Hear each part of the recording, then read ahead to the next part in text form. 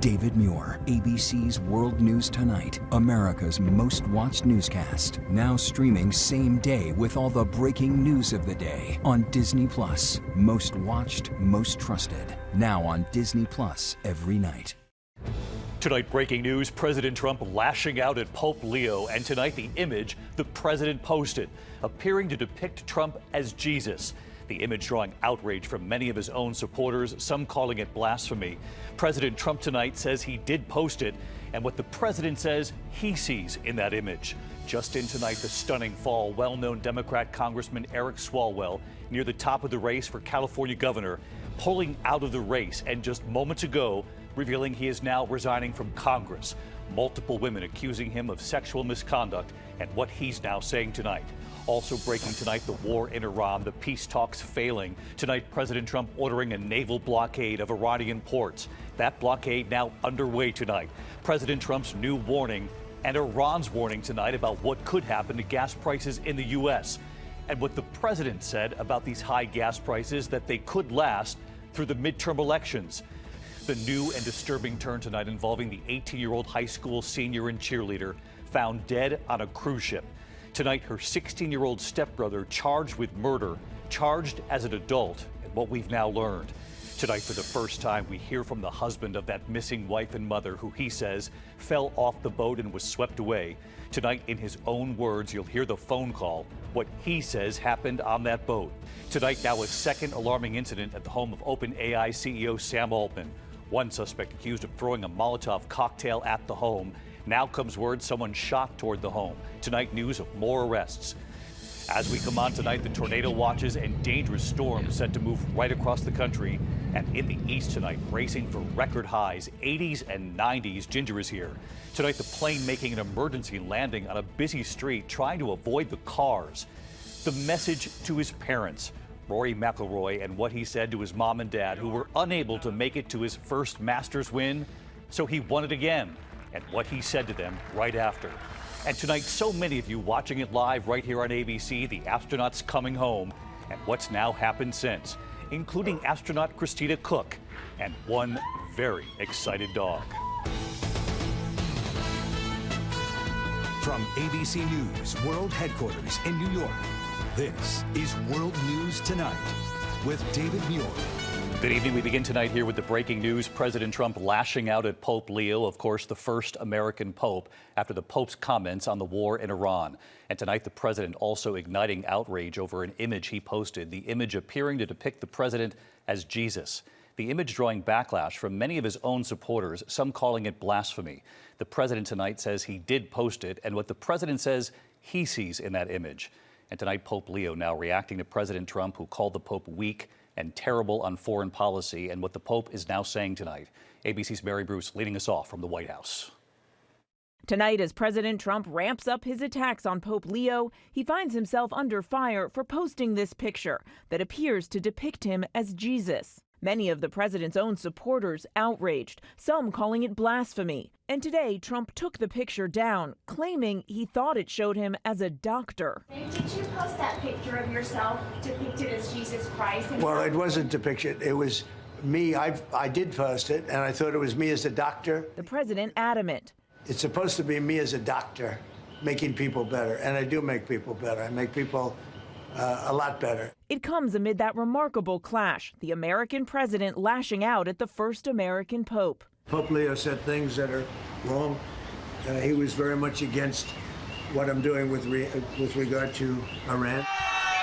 Pope Leo has called President Trump's threats to destroy Iranian civilization truly unacceptable. Attacks on civilian infrastructure is against international law, but that it is also a sign of the hatred, the division, the destruction that the human being is capable of. Overnight, the president posting Pope Leo is weak on crime and terrible for foreign policy, adding, "I don't want a pope who criticizes the president of the United States because I'm doing exactly what I was elected in a landslide to do." Today, the Pope responding, saying he's not afraid of Trump. I have no fear of neither the Trump administration nor speaking out loudly about the message of the gospel. We're not politicians. We're not looking to make foreign policy, as he calls it, with the same perspective that he might understand it. blessed are the peacemakers is a message that the world needs to hear today. Today, American Catholic leaders condemning Trump's attacks. Bishop Robert Barron, who sits on the president's Religious Liberty Commission, calling his words entirely inappropriate and disrespectful, saying he owes Pope Leo an apology. There's nothing to apologize for. He's wrong. Not apologizing to the Pope and not apologizing for posting that picture. But tonight, the White House has taken it down. Again, David, the president under fire for posting that picture. He says he thought it showed him as a doctor, but the vice president just moments ago saying something different, saying, quote, I think the president was posting a joke. And of course, he took it down because he recognized a lot of people weren't understanding his humor. David. Mary Bruce leading us off from the White House tonight. Mary, thank you. The other breaking story, the stunning fall tonight. Democrat Congressman Eric Swalwell, who was near the top of the race for California governor, pulling out of the race, and then just a short time ago revealing he is resigning now from Congress after multiple allegations of sexual misconduct. What he's now saying tonight, and here's Rachel Scott. He was a leading candidate in the California governor's race, one of the most prominent Democrats in Congress. But tonight, Eric Swalwell's campaign is over. And just moments ago, he announced his career in the House is too. Swalwell will resign his seat amid a flurry of sexual misconduct allegations. Allegations he has denied. These allegations of sexual assault are flat false. They're absolutely false. They did not happen. The San Francisco Chronicle and CNN reporting 4 women accused Swalwell of inappropriate behavior. One former staffer telling CNN Swalwell sexually assaulted her twice in 2019 and again in 2024. I can recall I was pushing him off of me saying no. ABC News has not been able to independently verify the woman's claims. The congressman calls the allegations false. I have certainly made mistakes in judgment in my past, but those mistakes are between me and my wife. And to her, I apologize deeply for putting her in this position. For days, top Democrats and dozens of current and former Swalwell staffers demanding he resign. And tonight, it happened. The congressman writing, I must take responsibility and ownership for the mistakes I did make. It's also wrong for my constituents to have me distracted from my duties. There was immense pressure on Swalwell to resign. Even a number of Democrats said that they would have supported a move to expel him from Congress. It is a remarkable fall for someone who was once considered a star of the Democratic Party, David. Rachel Scott with the breaking headline from the Hill tonight. Rachel, thank you. Meantime, tonight, the war in Iran, peace talks failing over the weekend. And tonight, President Trump now ordering a U.S. naval blockade of Iranian ports. That blockade now underway. And Iran's new warning tonight here about what could now happen to gas prices in the U.S. and how long President Trump now says these high gas prices could last. Ian Pannell in the region again tonight. Tonight, a major showdown in the critical Strait of Hormuz. The U.S. Navy imposing a blockade of all Iranian ports to cut off its oil income and try to force Iran to make concessions after peace talks collapsed. At least 2 oil tankers under U.S. sanctions turning around before sailing through the strait, but it's unclear why. A third appearing to test the blockade and cross the strait. Over the weekend, Iran releasing this video, claiming to show a tense standoff between Iranian forces and a U.S. destroyer crossing the strait. You must alter course and go back to the Indian Ocean immediately. This is Coalition Warship 121, engaged in transit passage in accordance with international law. No challenge is attended to you. President Trump announcing that blockade after high-level talks with Iran failed to reach a breakthrough. The president and his family attending a UFC fight in Miami Saturday night with Secretary of State Rubio as word was breaking that negotiations were falling apart. Martha Raddatz in Pakistan. The marathon meeting took place at this hotel in downtown Islamabad. It was said to be cordial, but after 21 hours, J.D. Vance emerged and said they had failed to reach an agreement. The president saying talks broke down over Iran's nuclear ambitions. Iran will not have a nuclear weapon, and we're going to get the dust back. We'll get it back either. We'll get it back from them or we'll take it. Iran tonight with its own threat on gas prices, warning with the blockade, the U.S. will soon be nostalgic for $4 and $5 gas. And tonight, oil prices hovering around $100 a barrel. Gas prices in the U.S. now averaging $4.09 a gallon, up $1.15 since the start of the war. And the president in an interview now suggesting prices could stay that high or even higher through the midterm elections this November. So do you believe the price of oil and gas will be lower before the midterm elections? I hope so. I mean, I think so. It could be. It could be or the same or maybe a little bit higher, but it should be around the same. I think this won't be that much longer. David, this blockade aimed at putting pressure on Iran, but it also means high gas and oil prices and ships at a standstill. The president tonight, though, claiming Iran wants to make a deal, but we've heard that before. David. Ian Panel live tonight as well. Thank you, Ian. Back in the U.S., the disturbing new turn tonight involving the 18-year-old high school senior and cheerleader found dead on a cruise ship. Her 16-year-old stepbrother now charged tonight with murder, charged as an adult. Here's Rhiannon Alley. Tonight, we're learning new disturbing details about the death of 18-year-old Anna Kepner, the Florida teen killed during a family cruise. A federal grand jury now indicting her then 16-year-old stepbrother as an adult on charges of first-degree murder and aggravated sexual abuse. In newly unsealed court documents, investigators allege Kepner was sexually assaulted before she was killed in international waters. The cause of death? Mechanical asphyxiation, a source telling ABC News it was from a bar hold across the neck. Her cause of death was asphyxiation. She, what do they call it, a bar hold? Yes. Where you take the elbow like this. Her body was discovered hidden inside the family's cruise cabin, wrapped in a blanket under a bed and concealed with luggage and life jackets as the ship returned to Miami. The stepbrother, referred to as TH in the documents, was initially charged as a juvenile, surrendered to police in February, but a judge released him from custody and allowed him to live with a family member. Tonight, Anna's parents saying our family is devastated by the loss of Anna and continues to grieve this unimaginable tragedy, adding that they're deeply concerned and troubled. The suspect is not in police custody. David, authorities say the case is being handled federally because the alleged crime happened in international waters. The teenage suspect, whose name is not being released due to his age, could face life in prison if convicted. David? Rhiannon Alley tonight. Rhiannon, thank you. Tonight, for the first time, we now hear from the husband of that missing wife and mother who says she fell off the boat and was swept away. Tonight here, in his own words, the phone call. What he says happened on that boat. Here's Victor Oquendo. Tonight, the husband of missing American mother and wife Lynette Hooker released after 5 days in police custody in the Bahamas. Do you have any message for anyone? Ryan Hooker not responding to any questions as he left the Central Police Station moments ago. The first victory is he's out of here tonight. Ryan's lawyer saying he was emotional after being released. He was just very grateful and he was very happy that he's out. The news coming as we heard Brian's account for the first time in his own words of the moment he says Lynette was swept away by the current after falling from the couple's small dinghy. The wind blew us apart so fast that I think she tried to swim back to the sailboat, back to our sailboat, which was probably, I don't know, 1,000 yards or something. But the waves were 3 foot. In a phone call to a friend made the day before he was arrested, Ryan Hooker saying he tried to rescue her. I threw her a flotation cushion that we used to sit on the dinghy, right after she went in. But I couldn't tell if she got it or not. I'm never going to forgive myself. Bahamian authorities interviewing Brian for a second time more than 1 week after he says Lynette vanished. Lynette's mother says she just wants the truth. I have many, many questions that I still really would like answered. There's just uncertainties on different points of the story, and it's all being investigated, and I can't ask for much more than that. And David, we also asked if there were any conditions for his release. His attorney did not disclose any.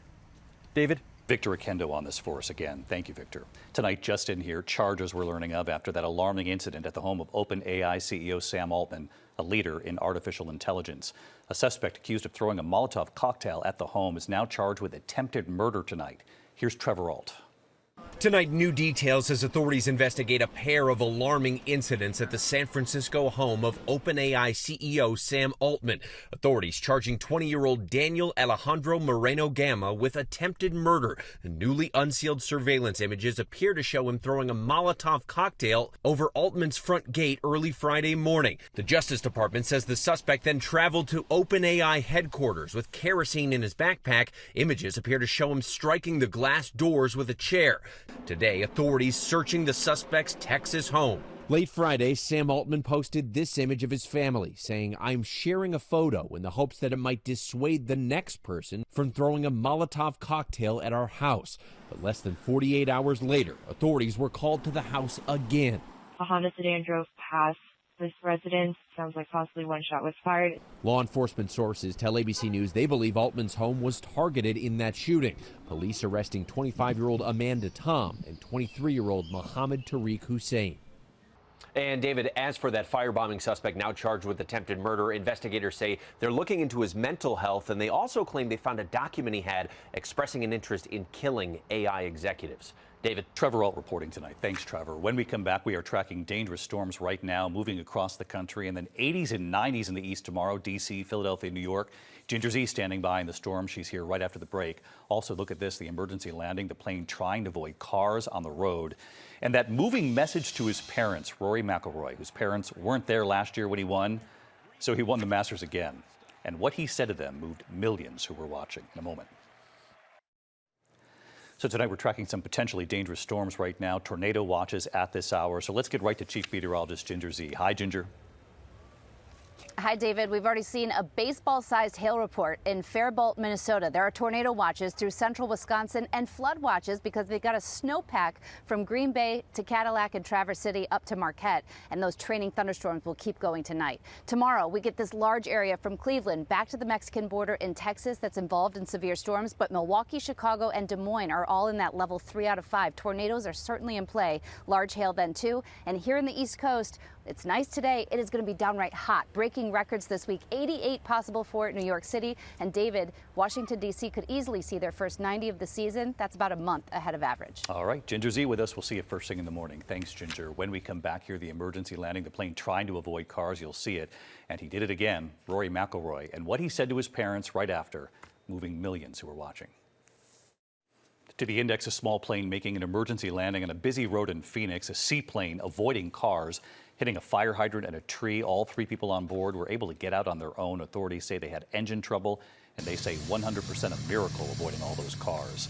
He's done it again, back-to-back green jackets for golfer Rory McIlroy. McIlroy winning the Masters again. McIlroy, whose parents didn't make it last year, had them right there this year and getting emotional, thanking them. Mom and Dad, I owe everything to you. You are